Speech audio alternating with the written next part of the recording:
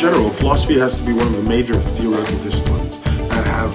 no context or connotation with regard to human civilization, but are based upon the interpretation of humans and humans' outermost expressions, art, visual art, lifestyle, and how they change.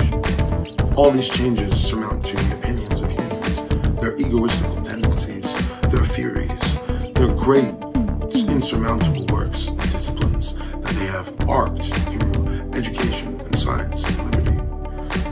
Also, the most inhumane civilizations that have created art and science to be respected, with the results of science being human ingenuity, proclaiming as much that humans interdependently must succeed upon themselves with intelligence, so that when their intelligence succeeds unto themselves, they can have rationality to begin to think about philosophy. And then the human becomes genuine, and then the human becomes regarded, and then the human becomes normal, and then the human becomes rational, and then the human becomes great, and then the human becomes better than he is. And his opinions about himself doesn't make him less of a human, they make him more and more courageous towards his task, and to fulfilling some of the internal despots of the recesses of his mind, and creating theories that would illustrate his poetic device, and his poetic charm, and his poetic inspiration, which may have been lent credence unto the Christian religions and some of the more interesting Western poets, Western linguists who have lived in the 17th and 18th centuries. Like, for example, we have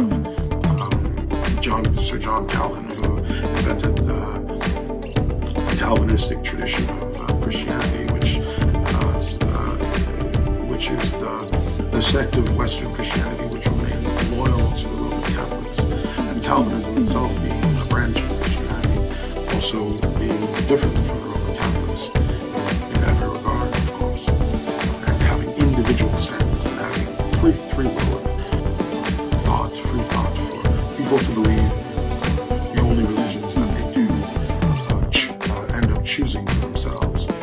And Calvinism is not only the only religion that believes in Roman Catholic tendencies and religions of astute and studious positions of poetry and linguistics. These religions were based upon theories and stories, historical and theoretical narratives passed down from generation to generation that would explain Christian gods and